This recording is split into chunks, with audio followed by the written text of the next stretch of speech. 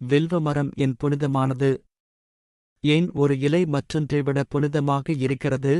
இது ஒருவித பாரபட்சமா? அப்படி பார்த்தால் எல்லாமே மண்ணிலிருந்துதான் வருகிறது. வேப்பம் பழமும் மாம்பழமும் ஒரே மண்ணிலிருந்து வந்தாலும் சுவை வெவ்வேறாக இருக்கிறது அல்லவா? ஒரு குறிப்பிட்ட உயிர் ஒரு மண்ணைக் கையாளும் வழிமுறையும் இன்னொரு உயிர் அதே மண்ணைக் கையாளும் வழிமுறையும் வெவ்வேறாக இருக்கின்றன. ஒரு புழுவிற்கும் பூச்சிக்கும் உள்ள வேறுபாடு என்ன? உங்களுக்கும் மற்றொரு மனிதருக்கும் உள்ள வித்தியாசம் என்ன? எல்லாமே ஒன்றுதான், ஆனால் நாம் அவற்றிலிருந்து புரிந்து கொள்வது வேறுபடுகிறது. ஆன்மீகத்தில் இருக்கும்போது, மக்கள் ஆன்மீகப் பாதையில் இருக்கும்போது, அவர்கள் ஒவ்வொரு வழியிலும் உதவியை எதிர்பார்க்கிறார்கள்.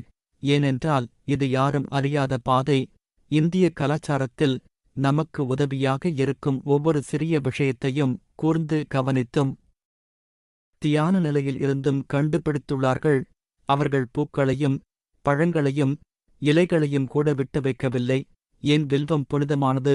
ஏன் குறிப்பாக வில்வம் புனிதமாக கருதப்படுகிறது? எப்போதுமே வில்வம் சிவனுக்கு ரொம்ப நெருக்கம் என்று சொல்வார்கள். அவர் ஒன்றும் அப்படி கருதவில்லை. அது சிவனுக்கு நெருக்கம் என்று சொல்ல முடியாது.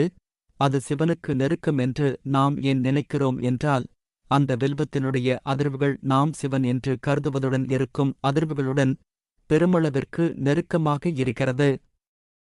வில்வத்தின் அதிர்வுகள் இது மாதிரி நாம் நிறைய பொருட்களை கண்டுபிடித்து வைத்துள்ளோம். நாம் அவற்றைதான் அர்ப்பணம் செய்கிறோம்.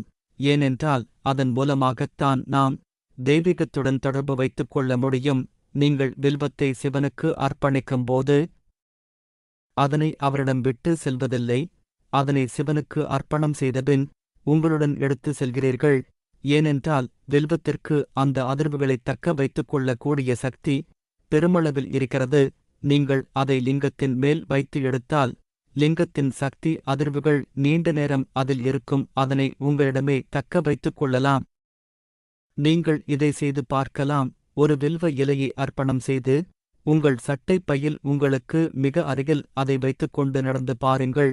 உங்களுக்கு அது உடலளவிலும் மனதளவிலும் ஆரோக்கியத்திலும் பெரும் மாற்றத்தை ஏற்படுத்தும். இதே மாதிரி பல பொருட்களை மக்கள் புனிதமாக கருதி உபயோகப்படுத்தி வருகிறார்கள். இது கடவுளைப் பற்றியது அல்ல, இது உங்களைப் பற்றியதும் நீங்கள் ஏதோ ஒன்றை அடையும் திறன் பற்றியதும் ஆகும். வீடுகளில் வில்வமரம் நாம் வீட்டில் வில்வமரம் நாட்டி வளர்ப்பதினால் பல்வேறு நன்மைகள் அடைய முடியும் என்பது இந்துக்களின் நம்பிக்கை. அஸ்வமேத யாகம் செய்த பலன் ஏற்படும். 1000 பேருக்கு அன்னதானம் செய்த புண்ணியம் உண்டாகும். கங்கை முதலான புண்ணிய நதிகளில் நீராடிய பலன் கிடைக்கும். 108 சிவாலயங்களை வலம் வந்து தரிசித்த பலாபலன் உண்டாகும். இம்மரத்தின் காற்றை நுகர்ந்தாலோ அல்லது அதன் நிழல் எமது சரீரத்தில் பட்டாலோ அதீத சக்தி கிடைக்கும். சிவனிற்கு பிரியமான வில்வர்ச்சனை மூலம் சிவனின் திருவருட்கடாட்சத்தைப் பெற முடியும். வில்வமரத்தை முறைப்படி விரதமிருந்து பூஜிப்பவர்க்கு அனைத்து நன்மைகளும் உண்டாகும். வீட்டில் துளசி மாடம் போல் வில்வமரம் வைத்து வளர்ப்பவரிற்கு ஒருபோதும் நரகமில்லை. ஒரு வில்வதளம் கொண்டு இறைவனை அர்ச்சிப்பது 1,00,000 ஸ்வர்ணபுஷ்பங்களால் இறைவனை அர்ச்சிப்பதற்கு சமம். வில்வம் பழந்தின் சதையை நீக்கி அதனை உலர்த்திக் குடுவையாக்கி அதில் விபூதியை வைத்துப் பயன்படுத்துவது மேலான செயலாகக் கொள்ளப்படுகிறது. இந்த வீடியோ உங்களுக்கு பிடித்து இருந்தால் இந்த சேனலை சப்ஸ்கிரைப் செய்யவும், உங்கள் நண்பர்களுக்கும் ஷேர் செய்யவும். நன்றி. நன்றி. நன்றி.